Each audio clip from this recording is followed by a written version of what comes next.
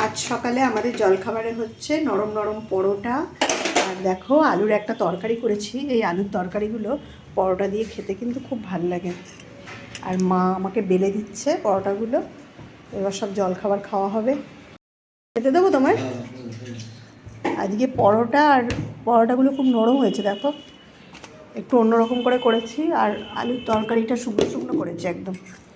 নিয়ে যাও। হ্যাঁ,